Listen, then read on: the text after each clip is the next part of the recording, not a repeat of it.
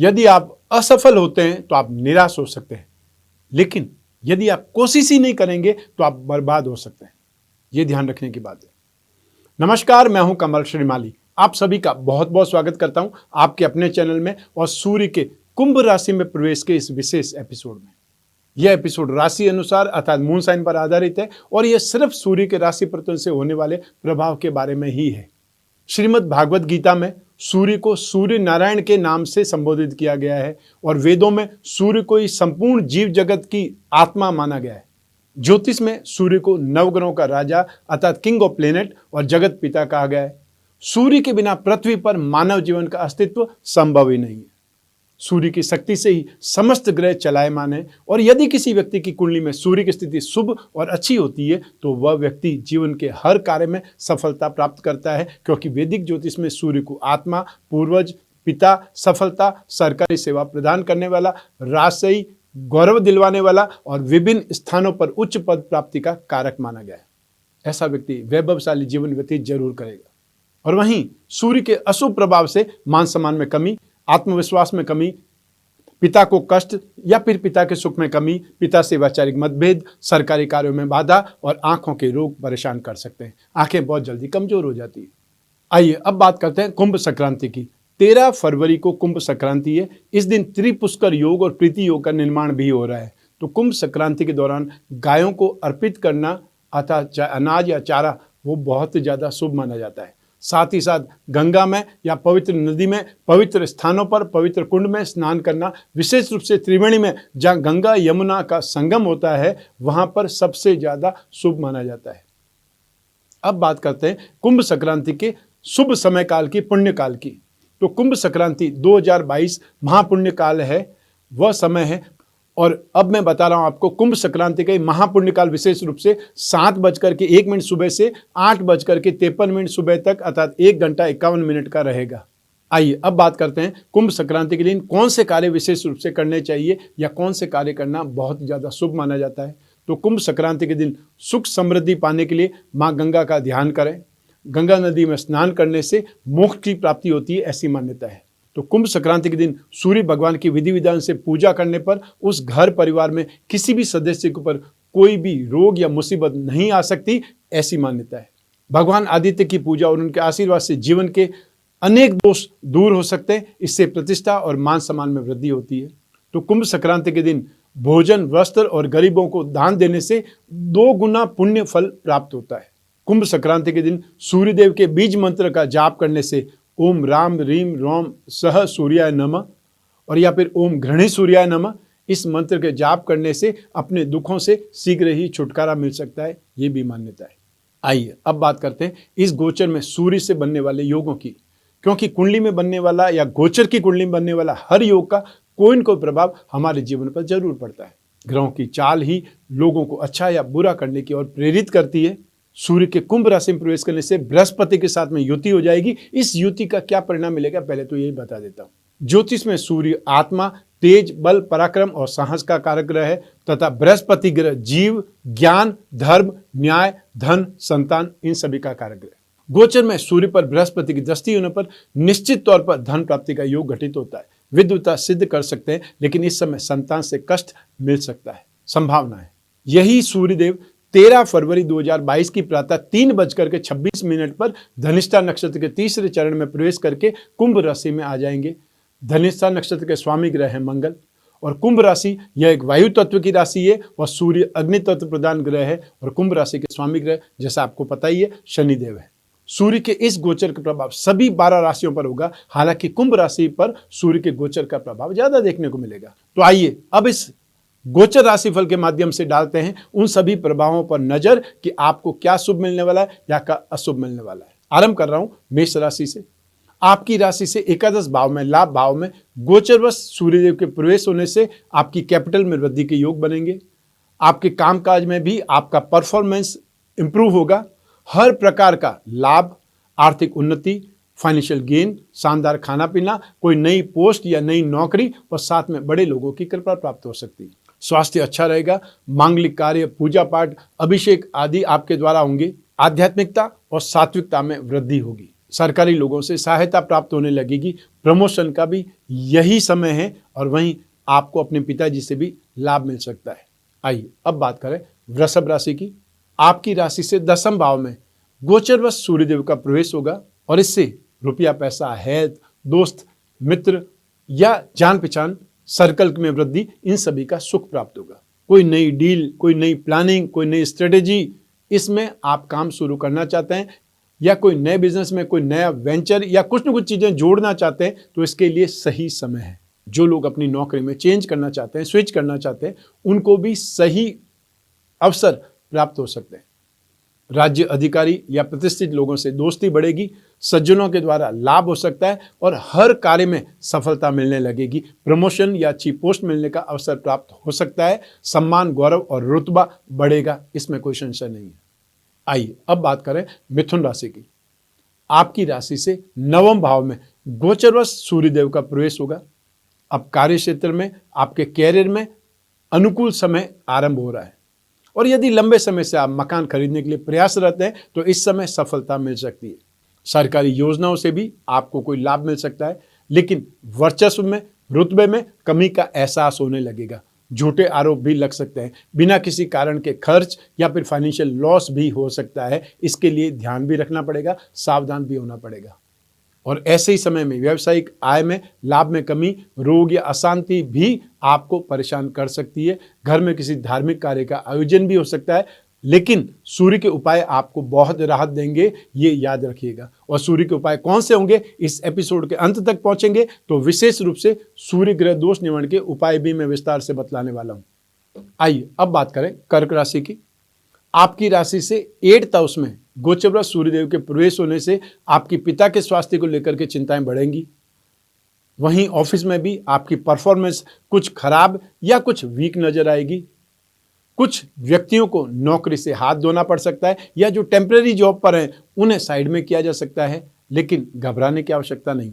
कुल मिलाकर के बिजनेस की दृष्टि से, व्यावसायिक दृष्टि से यह समय अनुकूल नहीं कहा जा सकता है। शत्रुओं से, विरोधियों से विवाद हो सकता है। तो पाइल्स, अपच जैसे रोग परेशान करेंगे। जीवन साथी को भी कुछ कष्ट हो सकता है, खर्चा बहुत अधिक करना पड़ेगा। बुखार, हाई ब्लड प्रेशर के कारण हॉस्पिटल के चक्कर लग सकते हैं। ऐसे में सूर्य के उपाय आपको राहत देंगे, इसलिए उपाय जरूर करने का प्रयास कीजिएगा। आइए अब बात करें सिंह राशि की। आपकी राशि से 7वें भाव में गोचरवश सूर्यदेव के प्रवेश होने से दाम्पत्य जीवन में मनमुटाव की या कटुता की उत्पत्ति होगी। जीवन साथी या संतान बीमार हो सकता है या उनकी बीमारी को लेकर के चिंता हो सकते हैं, मतलब चिंतित हो सकते हैं। जिन जातकों के विवाह की बात चल रही है, हो सकता है कि इस समय आपको अड़चन का सामना करना पड़े। कामकाज में व्यवधान मिलने लगेगा। बिजनेस में ऑब्स्टिकल्स बहुत आएंगी, पैसा फंसने के योग हैं। ऐसी स्थिति में ब्लाइंड फेथ नहीं करना है, दिमाग का इस्तेमाल ज़्यादा करना है और दूसरों को भी साथ लेकर के फिर डिसीजन लेना है। लोग बाग कमिटमेंट करके भी हट सकते हैं, पीछे हट सकते हैं। यात्राएं कष्टकारी हो सकती है। पेट के रोग, सिर दर्द या कमर की मांसपेशियों में खिंचाव जैसी परेशानियां आ सकती है। फाइनेंशियल लॉस या मानहानि के कारण मन दुखी रहेगा। सूर्य के उपाय जरूर राहत देंगे। आइए अब बात करें कन्या राशि की। आपकी राशि से 6th हाउस में रोग भाव में गोचरवश सूर्य का प्रवेश होगा और यह प्रवेश या यह गोचर शुभ माना जाएगा। अब कार्य सिद्धि, सर्व सुख की प्राप्ति होने लगेगी। नई नई वस्तुओं की खरीद होगी। विरोधियों की, शत्रुओं की पराजय होगी। रोगों से राहत मिलने लगेगी, विशेषकर घुटने व कमर के दर्द में राहत ज्यादा मिलेगी। राज्य के अधिकारियों से, बड़े लोगों से मार्गदर्शन मिलेगा, फायदा मिलेगा। सेल्फ रेपुटेशन में वृद्धि होगी। रोग, शोक, मोह, इन सभी भावों का नाश होकर के मन और शरीर दोनों स्वस्थ रहेंगे। मन में एक प्रकार से उत्साह का संचारण होगा। अब बारी है तुला राशि की। आपकी राशि से 5वें भाव में गोचरवश सूर्य के आने से शुभ भावों में वृद्धि होगी। संतान पक्ष की ओर से भी शुभ समाचार मिलने का योग बनेगा। जो दंपति संतान प्राप्ति की कामना कर रहे हैं उन्हें विशेष रूप से खुशखबरी मिल सकती है। रोजगार में मानसिक भ्रम खास तौर से उत्पन्न होगा। शारीरिक और मानसिक शक्ति में, क्षमता में कमी आ जाएगी या कमी आ सकती है। आर्थिक हानि भी हो सकती है। स्वयं या संतान के स्वास्थ्य की चिंता आपको परेशान करेगी, दुखी करेगी। सरकारी अधिकारियों से वाद विवाद हो सकता है। यात्राओं में भी आपको असुविधाएं ज़्यादा देखने को मिल सकती है। ऐसे समय में इस गोचर में व्यक्ति अपने आप को कमजोर या असहाय अनुभव करने लगता है।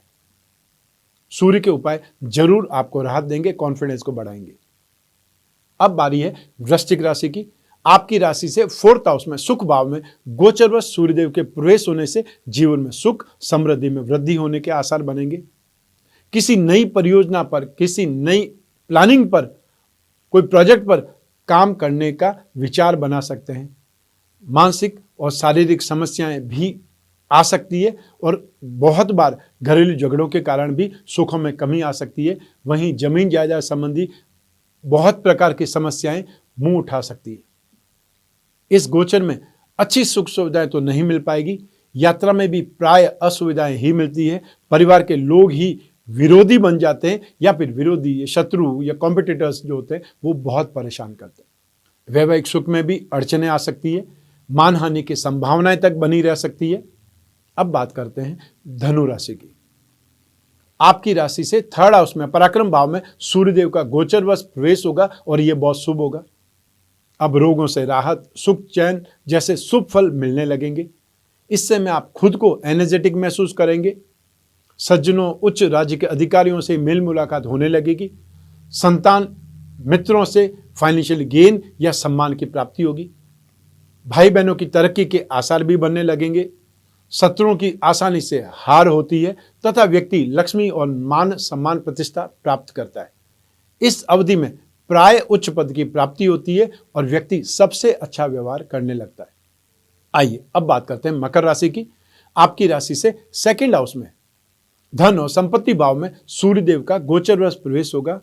इससे दुष्ट और बुरे कर्म करने वाले लोगों से, फ्रॉड जो टाइप के लोग होते हैं उनसे मुलाकात हो सकती है और उनकी मुलाकात से आपका मन भी धूर्तता या धोखेबाजी की ओर अट्रैक्ट हो सकता है।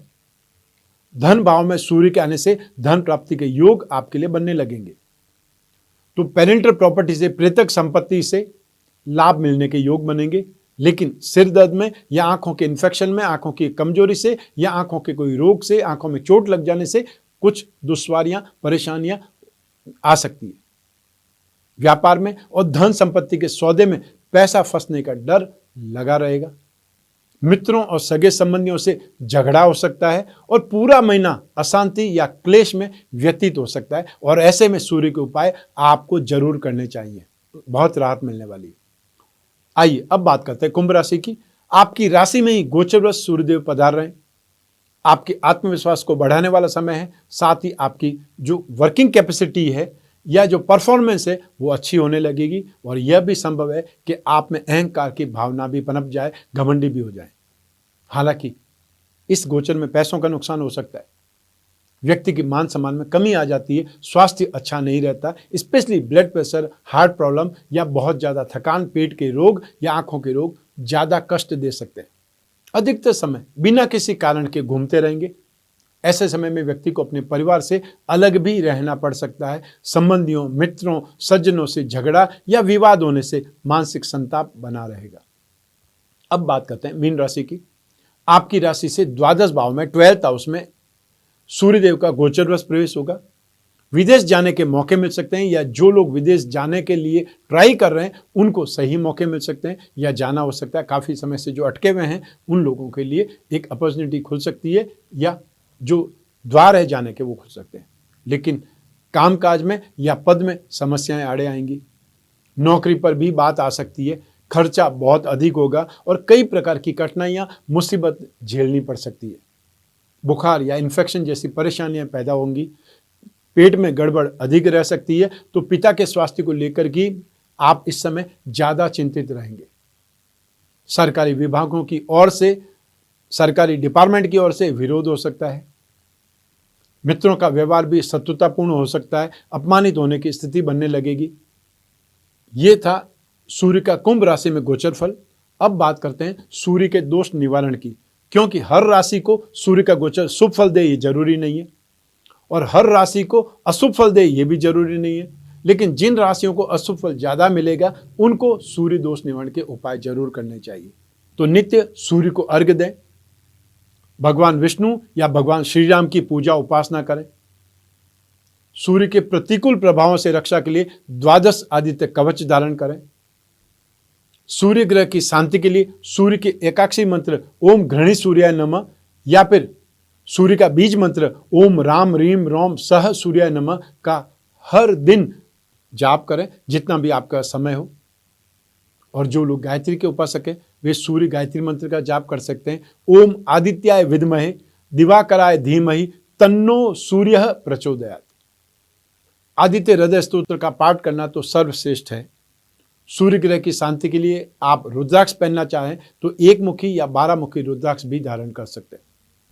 हर रविवार को प्रातः सूर्य की होरा में अर्थात सूर्योदय से पहले घंटे के अंदर गेहूं, गुड़, घी, तांबा, लाल कपड़ा, मसूर की दाल, सोना, गाय या गाय का बछड़ा सहित गाय, ये आप दान कर सकते हैं। और यदि यही दान सूर्य के नक्षत्रों में जैसे कृतिका नक्षत्र जिस दिन हो, उत्तरा फाल्गुनी या उत्तराषाढ़ा नक्षत्र हो, उस समय करना तो और ज़्यादा शुभ होगा। इन उपायों के अंतर्गत सभी वस्तुओं का एक साथ भी दान किया जा सकता है और जो अपनी पॉकेट अलाउ करे, जो सामर्थ्य हो, वो कोई भी एक दान भी किया जा सकता है। सूर्य की कमजोरी से अपयश, हृदय रोग, हड्डियों की समस्या है तो रविवार को इन वस्तुओं का दान जरूर करना चाहिए। अब मैं आपको छोटा सा उपाय सूर्य दोष निवारण के लिए स्नान करते हुए क्या उपाय कर सकते हैं।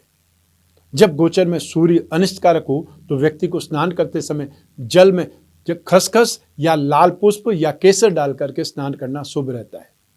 तो खसखस, लाल पुष्प या केसर ये सभी वस्तुएं सूर्य की कारक वस्तुएं तथा सूर्य के उपाय करने पर अन्य अनिष्टों से बचाव करने के साथ साथ व्यक्ति में रोगों से लड़ने की शक्ति का विकास होता है, इम्यून सिस्टम मजबूत होता है, ये मान सकते हैं।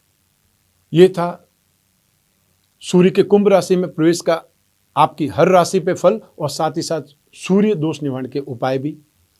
यह एपिसोड आपको कैसा लगा आप हमें कमेंट बॉक्स में बतलाएं। आपके लिए विशेष रूप से आने वाले समय में जो ग्रह अपनी राशि चेंज कर रहे हैं, 12 अप्रैल 2022 को राहु चेंज होंगे, राहु चेंज होकर के मेष राशि में प्रवेश कर जाएंगे। तो एक दिन के बाद में 13 अप्रैल को बृहस्पति भी अपनी स्वराशि मीन में आ जाएंगे और 29 अप्रैल 2022 को शनि भी अपनी अगली राशि अर्थात कुंभ राशि में प्रवेश कर जाएंगे।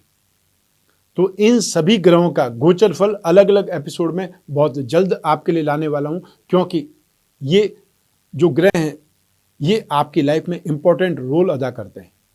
तो ऐसे में हम आपके लिए निरंतर प्रयास करेंगे। आपकी कोई भी जिज्ञासा है हमें कमेंट बॉक्स में जरूर बतलाएं। एक लंबे समय के बाद में वापस हम रेगुलर आपके सामने भी आएंगे। तो साथ ही साथ जो अपनी कुंडली का विश्लेषण चाहते हैं, समस्याओं से फाइट कर रहे हैं, उन लोगों के लिए भी हम बहुत तेजी से आपको आंसर भी देंगे और जो टेलीफोनिक कंसल्टेंसी जो पेंडेंसी है उसको भी जितना जल्दी हो सकेगा उतना जल्दी हम समाप्त करने का प्रयास कर रहे हैं। अर्थात आपसे बातचीत ज़्यादा समय तक पेंडिंग नहीं रहेगी। तो ऐसी स्थिति में जो भी अपना राजयोग की कुंडली बनाना चाहते हैं, जो अपनी कुंडली का विश्लेषण चाहते हैं और आने वाले समय में जो व्यक्ति कलकत्ता में मिलना चाहते हैं वो 25, 26 और 27 फरवरी को मिल सकते हैं। आप फ़ोन करेंगे लैंडलाइन पर तो आप अपॉइंटमेंट भी दिया जाएगा और आप कहाँ पर मिल सकते हैं, वो स्थान, वो एड्रेस वगैरह, वो सब कुछ जानकारी आपको SMS या WhatsApp से दी जाएगी। जो लोग बॉम्बे में मिलना चाहते हैं उनके लिए भी हम शेड्यूल बना रहे हैं और साथ ही साथ दिल्ली में जो मिलना चाहते हैं उन लोगों के लिए भी 12 और 13 फरवरी को मैं दिल्ली में मौजूद हूँ, जहाँ पर आपसे मिलने के लिए, टेलीफोनिक कंसल्टेंसी के लिए, आपकी जिज्ञासाओं को शांत करने के लिए। तो इन डेट्स के लिए आपको अपॉइंटमेंट यदि लेना है तो स्क्रीन पर जो नंबर दिए हुए हैं उस पर संपर्क स्थापित करना है। मैं कामना करता हूं कि आप स्वस्थ रहें, प्रसन्न रहें और सुरक्षित रहें। अपना और अपने परिवार का बहुत बहुत ख्याल रखें। आप सभी को मेरा नमस्कार, बहुत बहुत शुभकामनाएं। ईश्वर आपकी रक्षा करे। धन्यवाद।